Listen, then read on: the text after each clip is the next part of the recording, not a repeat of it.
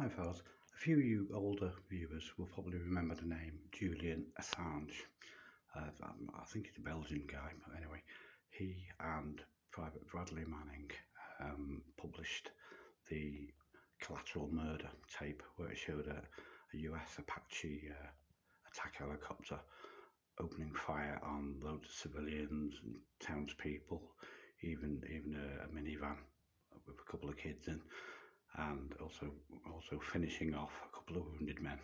I only mention this because if you Google Julian Assange, it says he's awaiting extradition on a hospital prison wing in London somewhere. He won't be in the actual prison. He'll be living in a hotel or hostel somewhere, because he's never going to be allowed to go to the US. He's never going to be allowed to be extradited after the revelations at Guantanamo and what have you. No one in Europe believes he's not going to be tortured, basically. The only reason I mention this, I must admit, personally, since all he was doing was basically telling the truth, I've got some sympathy for him, but I'm sure most in the US haven't.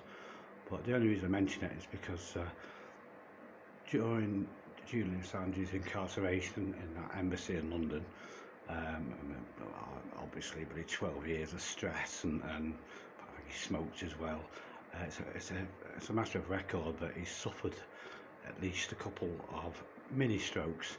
Stroke is something where the blood supply is blocked off, blood vessels in your brain, and parts of your brain die. It can vary. It can be a bleeding one or an infarction one, like mine. An infarction is a little blockage. Either way, it both has the same effect. It causes brain damage, permanent disability. The only reason I mention it really is because, in essence, this alleged war criminal, Julian Assange, is getting his proper treatment, his blood thinning medications, and he's been for brain scans in London. And he basically, despite being accused of some heinous crimes, he's basically been treated, even though he's not been found guilty of anything yet, he's been treated far better than I was in England. When you're talking about torturing prisoners, you normally think of Afghanistan, don't you, or ISIS, or the Taliban, who do. And I must admit, I've seen a couple of heinous videos, which I won't mention really, where, obviously European prisoners have been terribly tortured. But anyway, the reason I mention this is because Julian Assange, who was notorious and alleged war criminal, I suppose, according to the US, he's actually had all his CT scans, his MRI scans, he's on blood thinners, he was given all his painkillers and what have you. This is why he came out of the embassy, basically, because he was that sick. He's had mini strokes, the same as me, but he's been treated far better than this old veteran Limey Dave, who 12 or 13 times in custody in Cheshire, Chester, Runcorn, Blacon once, I think, I was systematically and deliberately denied all health care, all my painkillers, all my sleeping medication, which had been on for several years, ensuring that my little stays in 26, 27 hour stints, 12 or 13 times in Cheshire, were as painful and torturous as possible, due primarily to my lying slut of an ex, a Britain First member cop, or certainly grossly sympathetic, called PC Field.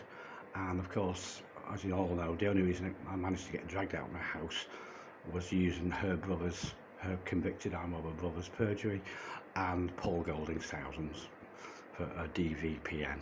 And they even corrupted my own solicitor, just refused to defend me. I mean, nothing's going to be done about that. The complaint's in, and it's all provable, but nothing's going to happen about that. So I'm now 61 years of age.